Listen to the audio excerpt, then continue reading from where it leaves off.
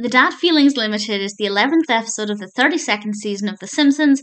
This is directed by Chris Clements, and generally, I enjoyed it. I really like Comic Book Guy as a character, and I definitely think it's a very creative episode. But I didn't love it as much as I had hoped I would, and I didn't love it as much as some people. This has 7.1 out of 10 across currently 990 reviews and ratings on IMDb, which for this stage in The Simpsons is a phenomenal score. So it seems to be very well received, and I have to say it is very creative. Comic Book Guy and his wife are having a discussion about having children where she wants children and he doesn't. And they spend time with the Simpsons children to see how they respond to being in charge of children. And my first thought was, are the Simpsons children the best decision, the best people to go with? But actually it was really interesting and I kind of really enjoyed how that part of it developed. But then things don't go according to plan. And we have the opportunity, through Marge, to look at Comic Book Guy's past and his origin story.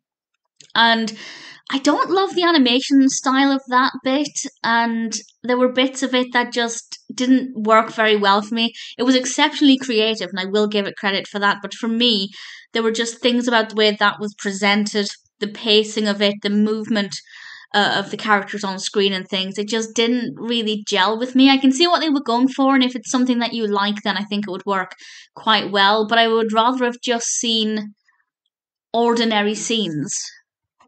As much as I don't typically like flashback episodes, I think I would have rather just had a normal flashback episode with Comic Book Guy.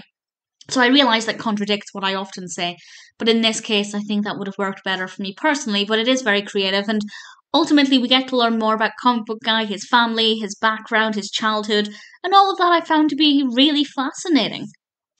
Obviously there are a lot of, geeky references here, which I absolutely love, but it also quite deeply talks about what it's like growing up with a family who are obsessed with collecting things, and they're so consumed by their collecting that they're unable to show their children love. And that sounds ridiculous, and the way I've said it probably doesn't explain it very well, but when you watch the episode, it does do a really good job of showing that.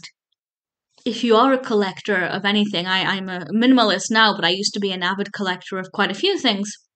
It's very easy to lose your way when you collect things and to become so obsessed with the collections that you fail to focus on the reality around you. And this is what we see with Comic Book Guy. And I thought it was really eye-opening and thought-provoking. And I think if you're not a collector, if you've never been a collector, I think it might lift the veil on some of the darker sides of collecting and how it can impact relationships. This is, of course, an extreme example, but it can and does happen. So I think it did a really good job with that. In all, I really liked it. But as I said, I don't think I rate it quite as highly as some people. It's not even so much the case that I had really high expectations that they didn't meet.